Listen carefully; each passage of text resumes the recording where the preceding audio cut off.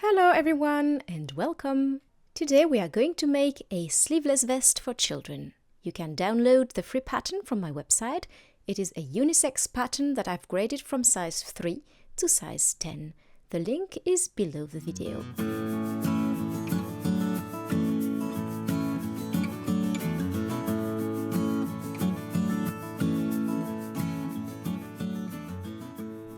First, let's talk about fabric. You can use many different materials such as teddy fleece, corduroy, heavy knit, boiled wool, faux fur, and so on. All these materials are perfect for making our vest. Today I chose a camel-colored buckle fabric, easy to handle even for beginners, and a lovely patterned jersey for the lining, but you can also opt for a more classic lining in polyester. Let's get to work! Here is the free pattern. The link is in the description box below. To start, I only print the first page so I can check that my square test is indeed 5 by 5 centimeters. Next, you can either print all the sizes in color or black and white. The size key chart will help you identify the chosen size. Now, to help you choose the right size for your kid, I have prepared a detailed guide for you. You don't have to print it, but I highly recommend you read it carefully. This guide will also help you pick the right fabric, correct yardage, and if needed, make any modifications. Feel free to go through it at your own pace. Now all my pages are taped together. I'm going to cut out sizes 6 and 7 years for my two little models. Ta-da! My fabric is clean, pressed, and folded right sides together. I will then place my pattern pieces on it. Be careful, the back piece needs to be cut on the fold, so make sure to place it along the fabric fold. Please bear in mind that I never include seam allowances in my patterns, as it allows you to choose the value you prefer based on your habits and fabric. It also makes it easier to make modifications to your pattern without having to remove the seam allowances first. It's much more convenient, so now we need to add them. For the straight sections, I use a Japanese ruler, and for the curved areas, a seam gouge. Today I will add 1 centimeter all around, except at the center back, of course, since it is cut on the fold. There we go, we have the back piece. It is perfectly symmetrical because we cut it on the fold. We also have the two front pieces. In the same way, we can cut the back and both front pieces for the lining. We will start by placing the front pieces on the back piece, right sides together, perfectly aligning the shoulders. Next, we carefully pin them. This is important because the fabric is thick and we want to avoid any shifting when sewing the shoulders on the sewing machine. We are going to sew 1 centimeter from the edge on each side, 1 centimeter because that's the amount we added all around the pattern before cutting the pieces. Let's go! A securing stitch to start, and I sew slowly, checking that the two fabric layers don't shift too much. Don't hesitate to lift the presser foot regularly to reposition your fabric.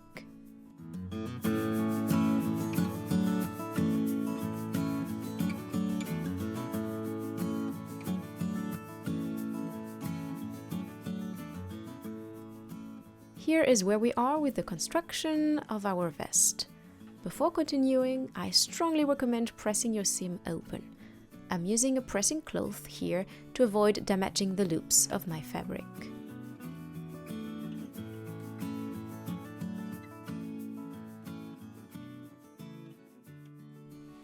Now that we have finished sewing the shoulders, we will repeat exactly the same process with the 3 pieces of the lining. So quickly, I place my pieces right sides together, pin the shoulders, and sew them 1 centimeter from the edge.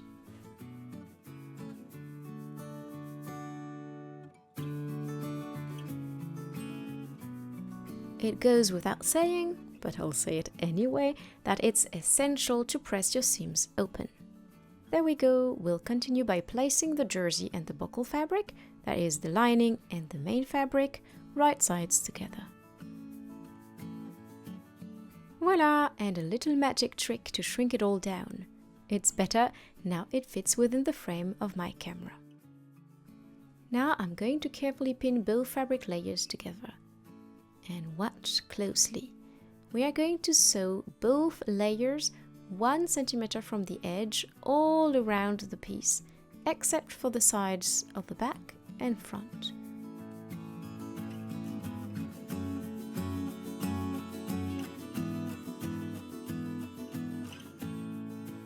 So again, we do not sew the front sides, and also we do not sew the back sides. Alright, let's get started. As you can see, the jersey lining tends to shift because of the thickness and nature of the two fabrics layered together.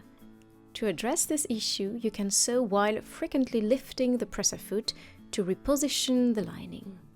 Indeed, this can be a bit of a hassle and not necessarily easy for those who aren't used to speaking kindly but firmly to more technical fabrics. Simple trick: turning the garment and placing the lining underneath in order to sew on the wrong side of the buckle fabric, which isn't stretchy at all. Have a look, the lining is placed against the table of the machine and therefore the fit dogs can easily move the jersey forward. Let's have a quick look at me sewing a curved area, which starts with a back stitch. We are sewing around the armhole and I'm taking my time to get a nice curve exactly 1 centimeter from the raw edge. The shoulder seams have been pressed open, so make sure they still are when sewing at this point. Also, if your main fabric is thick like mine, you can slightly lengthen your straight stitch.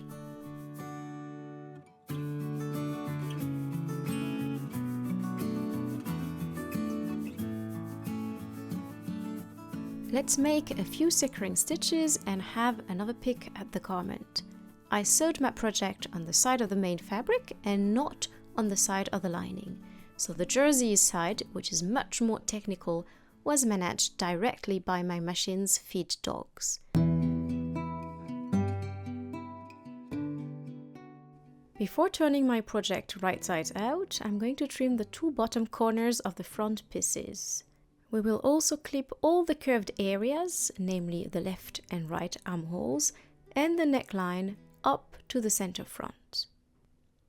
I carefully make small snips with the tip of very sharp scissors, stopping 1.5 millimeters from the seam and spacing the notches about 1 centimeter apart. The neckline is clipped, now I move on to the armholes. I will also trim the fabric in the seam allowances to avoid excess thickness. Be careful not to cut into your seam. Here are the areas that need trimming. Now we can turn our vest right sides out. I turn a tiny vest on screen and it works. It will be even easier with a full-size vest. Now, using the tip of the pair of scissors, not too pointy, I finished turning my project all the way to the corners. Without pushing through the corners, remember that perfection can be the enemy of good. Though not always, because when it comes to ironing, perfection is definitely better than good. And now, with a snap of my fingers, we are back to full size. Ta-da! Time to take care of the side seams. Let's start with the left side. That is indeed the left side when the garment is worn. I'm going to insert my hand between the fabric and the back lining all the way to the left side, then grab all the fabric layers and pull them out through the right side of my garment. We place the corresponding fabrics right sides together, edge to edge, with the seams perfectly aligned, and we can pin everything in place, then sew it on the machine 1 centimeter from the edge. The seam allowances of the main fabric, which is the thickest, will be pressed towards the lining. Take a good look. And I continue pinning my two layers right sides together, edge to edge. Let me remind you, we are working on the left side of our vest. Once everything is pinned all around, we can move to our machines and sew 1 centimeter from the edge.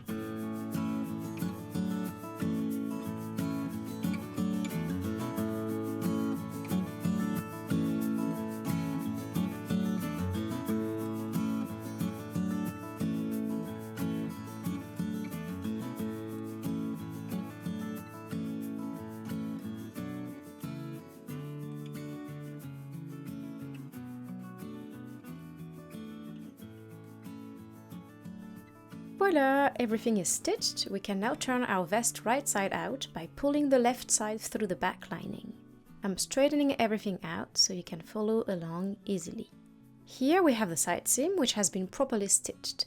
And if I slip my hand back into the back lining, I can feel with my fingers that the seam allowances are nicely opened inside the vest, so we can press everything in place with the iron. Now let's take care of the right side seam. Since we've already sewn the left side, we no longer have access to the back lining. Therefore, we need to proceed differently. Buckle up, this is a tricky step. Just kidding, of course, nothing impossible, but keep your eyes wide open. I grab my two linings, place them right sides together, edge to edge, and pin them together. Next, I'll check that my armhole seams align. They need to be placed right against each other as well.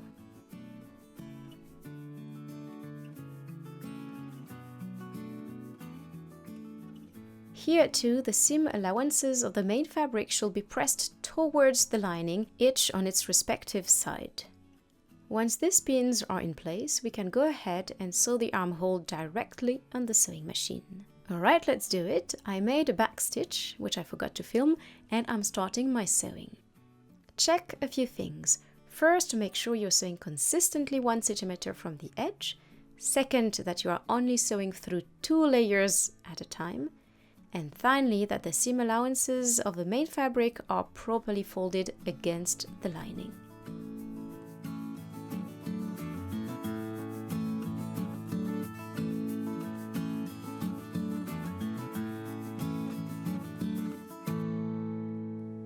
As you progress, keep in mind, again, to sew 1 centimeter from the edge, to only catch 2 layers in your seam, and to make sure your seam allowances are pressed toward the lining. The further we go, the harder it becomes to position our pieces right sides together without being hindered by the fabric underneath. Stay focused, don't get discouraged, and keep going until you reach the lining again. There, you'll need to bravely sew another 3 or 4 centimeters before finishing off with a back stitch. Go, Romy, go! Send me your good vibes. They'll bounce off my machine and hit back you with a burst of creative energy like never before. I'm working way too late at night. Anyway, we've done the hardest part, a back stitch, and off to bed.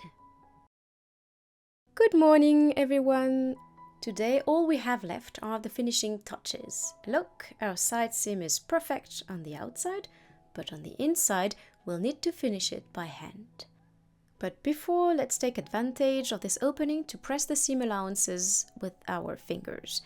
Don't worry, everything will be pressed flat at the end. So let's go.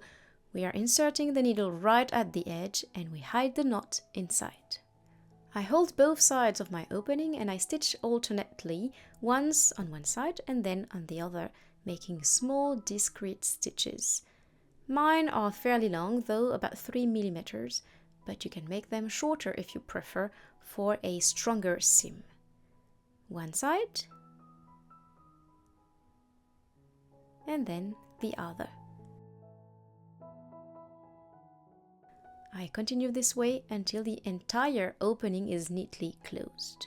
Don't forget to tie a knot at the end and press the entire vest properly at the correct temperature. There we go, the vest is finished. You can leave it as is or add a fastening system like frog closures. They come in all shapes and colors, which is very practical for kids. You can also use small hooks, which are often sewn onto faux fur jackets because they are very discreet. There are different colors and sizes available as well. We'll see that a bit later in the video.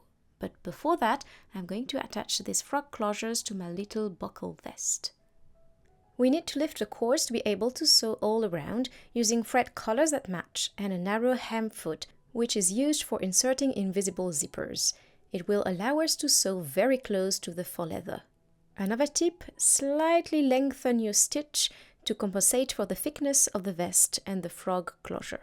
It goes without saying that for the bobbin thread, you should choose a color that blends in with the lining. I prefer to sew the frog closures at the end through both layers.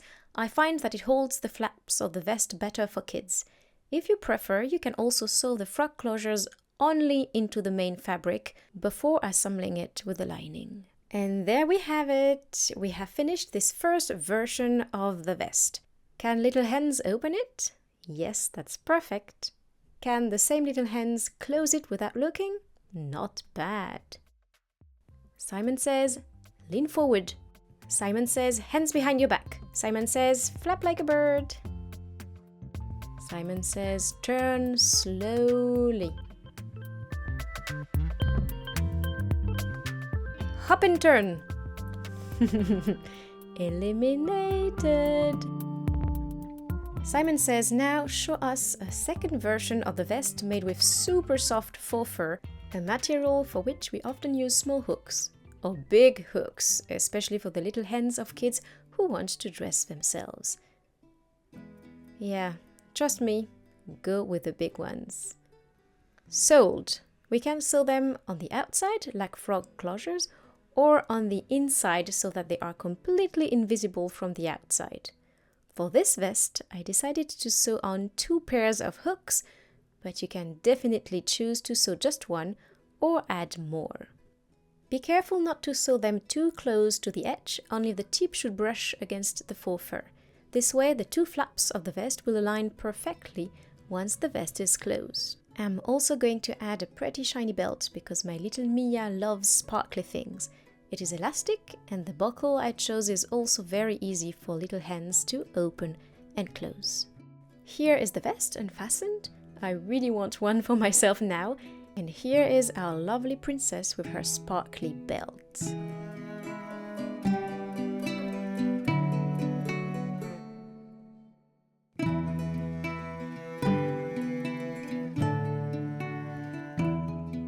Belle couture.